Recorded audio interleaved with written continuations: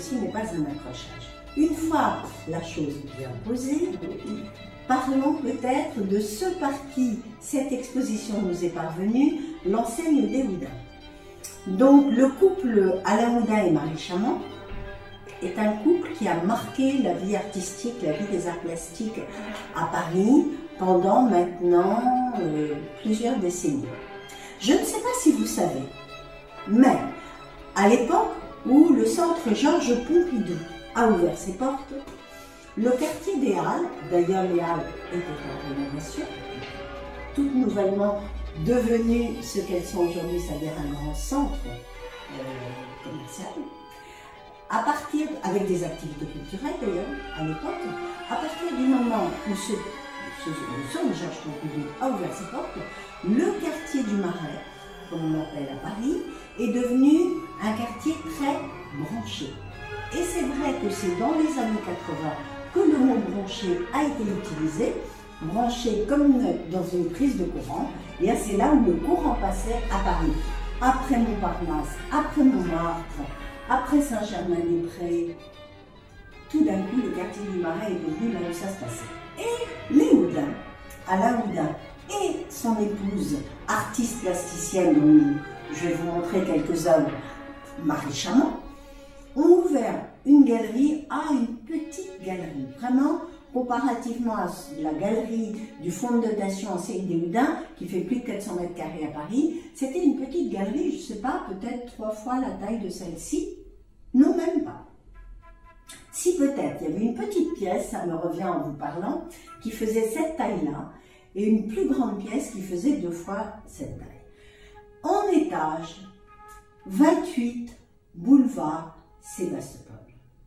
Ce 28 boulevard Sébastopol est devenu un centre de la vie artistique parisienne pendant les années 80, et les Houdins ont eu cette idée absolument géniale, comme dans les galeries à New York, non seulement de montrer de jeunes plasticiens très talentueux, tous jeunes à l'époque, mais de montrer aussi des danseurs et des chorégraphes.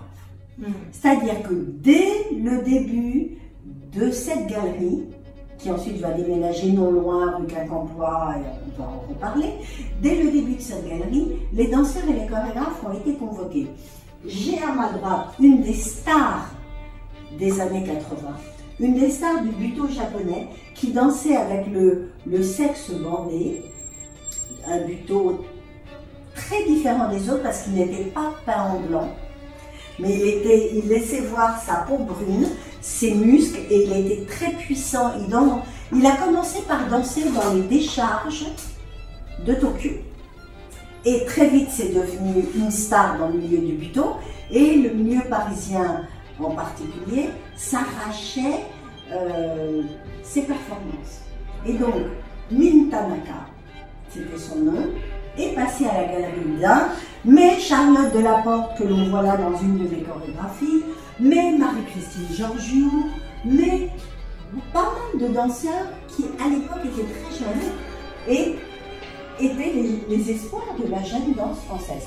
Certains ont fait carrière, sont devenus très connus, d'autres un peu moins. Donc, 28 boulevard Sébastopol, c'est là où moi aussi j'ai démarré. Je suis très émue parce que je ne savais pas que dans le fonds de dotation des Houdins, ils avaient gardé trace de mes premières créations.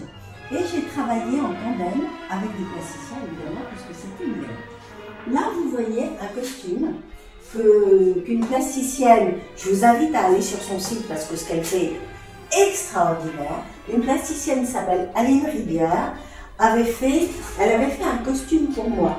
Alors, c'était une sorte de grand boyau. L'idée, c'était de créer quelque chose de viscéral. Et comme elle me voyait aussi comme une danseuse assez raffinée, elle avait mis des feuilles d'or en dessous des viscères, enfin des boyaux. Je pense qu'on peut comparer ça à une sorte de grand intestin bordé d'or.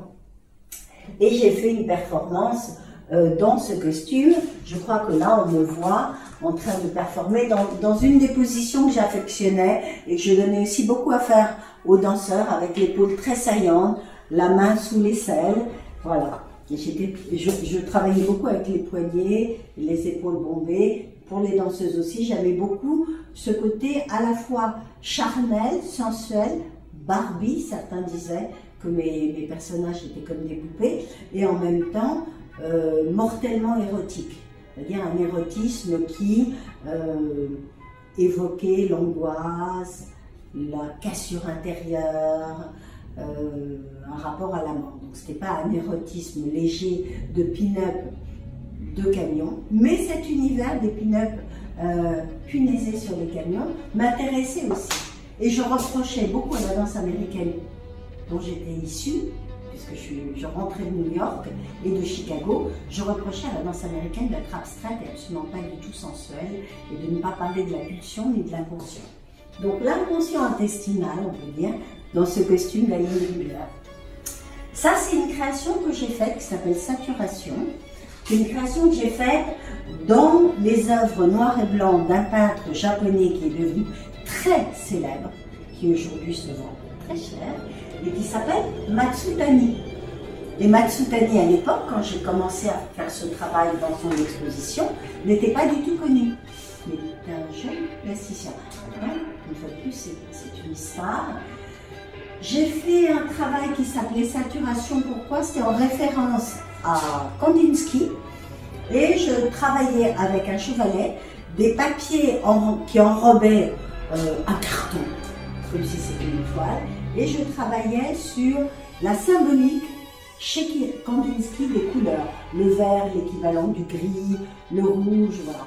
Et la danseuse qui était habillée tout en noir avait des formes de Madone, on pourrait dire, Madone style plafond de la chapelle Sixtine, Madone en extase, Madone en pamoison. Elle avait un grand capuchon qui était une de mes capes que je lui avais donné pour le spectacle. C'est une de mes premières créations, donc je donnais tout ce que j'avais, tous mes vêtements. Je n'avais pas de costumière. Et nous avons travaillé donc dans l'espace de Matsutani. Là, c'est moi. Là, c'est moi. Toujours dans un espace à la Galerie Boudin, je crois que c'est du Matsutani encore, où je travaillais sur les chutes, les relâchements. C'est-à-dire que la cassure des genoux, ce que j'appelais les petits comas. Donc là, j'avais une robe blanche, longue, je tirais sur mes cheveux, j'étais donc aveuglée par mes cheveux, et l'idée, c'est que je m'évanouissais à répétition. Au début, je m'évanouissais avec des demi-chutes, j'appuyais sur une chaise qu'on ne voit pas, c'est une chaise de ma maison, ça fait peinte en blanche, et puis je finissais au sol. Et il y avait un grand ruban, on le voit là, un grand ruban noir qui barrait la scène, comme si c'était une scène de rêve oblitérée par un interdit. Donc ça, c'était aussi dans le Matsutani. Ça, dans une exposition de Marie Chamond. Des tombeaux de Marie Chamond, alors on ne les voit pas, on ne voit que des collages qui font référence aux tombeaux. Les tombeaux de Marie Chamond étaient des cercles brisés. Vraiment, le cercle normalement est une figure parfaite, une figure harmonieuse, et Marie Chamond avait lézardé ces cercles, les avait cisaillés pour faire entrer comme des éclairs déchirants, des sortes de déchirures. À tel point que moi j'ai repris des transats sans toile et j'ai appelé, c'est mon premier duo, parce qu'en fait j'ai été très progressivement, j'ai commencé à créer des semis pour moi, pour d'autres danseuses, puis ensuite je me suis enhardie et j'ai créé des duos, et ça c'est mon premier duo qui s'appelle Nonchalance déchirée, parce que toujours pareil, j'ai travaillé complètement sur la torpeur, sur l'endormissement, sur les états de conscience altérés. C'est ça qui m'intéressait à l'époque. Tout ce qui était de l'ordre de l'hypnose. Ensuite, je vais créer l'hypnotique circus très rapide. Mais là, le geste était complètement alangui, les danseuses tombaient aussi. Et c'est une histoire d'amour entre ces deux femmes, au départ qui dorment sur ces transats, qui seraient comme sur une plage, devant un horizon, et qui à un moment qui jamais se rapprochent vraiment, se regardent l'horizon, et il leur arrive des sortes de petits évanouissements parallèles. À un moment, il y en a une qui berce le transat de l'autre, mais ce n'est pas véritablement une relation. Mais pourtant, leurs corps sont connectés par une sorte de télépathie sensuelle et charnelle à distance. Voilà, ça c'est Nonchalance déchirée dans les tons d'eau tout à fait intéressants de Marie Chamant, dont nous voyons des reproductions ici.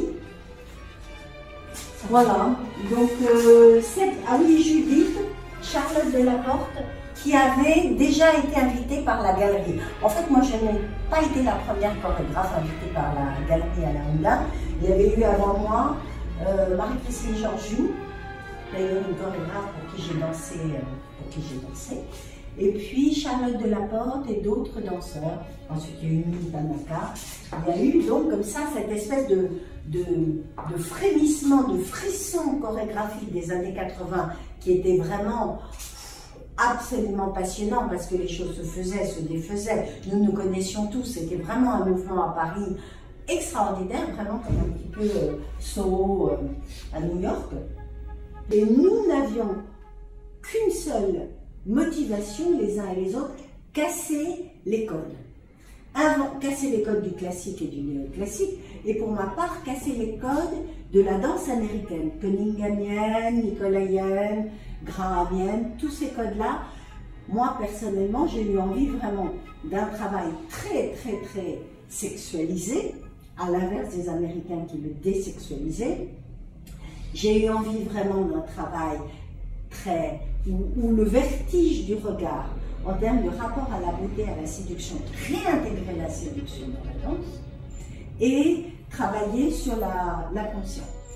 Peut-être revenir à ce qu'était la danse dramatique du Martha Graham, alors qu'on était en pleine période d'abstraction dans la danse américaine. Donc oui, nous avons vraiment tous bagarré pour imposer nos visions, pour donner un grand coup de pied dans la fourmilière de l'état du monde de la danse telle que nous l'avions trouvé, et nous avons tous cherché notre propre style et nous étions tous différents les uns des autres. Mais c'est vrai que la dimension conceptuelle, la veine conceptuelle qui avait été très forte à New York dans les années 60, n'est arrivée en France que dans les années 90 avec la non-danse. Et que, voilà, les années 80 ont été un peu contredites par ce qui s'est passé dans le domaine de la danse conceptuelle ou de la non-danse, fin des années 90, mais c'est pas pour autant qu'il faut nier cette période qui a été une période de bascule avec, j'allais dire, là on parle de mon travail, mais à la même période, il y a Jean-Claude Pélotin, il y a Régine Chépinot, il y a du Marin, il y a Philippe de Coufflet qui va arriver, puis Daniel Larieux. Voilà, ce qui faisait la danse française, et le Nicolaï d'ailleurs, la danse française des années 80. Donc merci au Houdin. Aujourd'hui, nous en avons parlé, l'enseigne des Houdins a rassemblé dans un fonds de dotation 40 années d'œuvres d'art importantes de cette fin du XXe siècle à Toulouse. C'est devenu un fonds de dotation qui vend à Beaubourg, puisqu'on en parlait, qui vend aux différents musées, au musée des Beaux-Arts à Caen, à l'UMEC.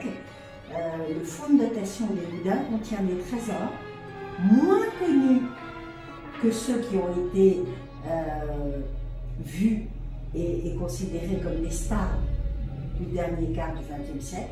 Donc des trésors encore à découvrir. D'où l'intérêt de ce travail absolument héroïque fait par Alain Houdin, qui devait être là, dans quelque chose qui est... Pardon? On va le voir. On va le voir oui.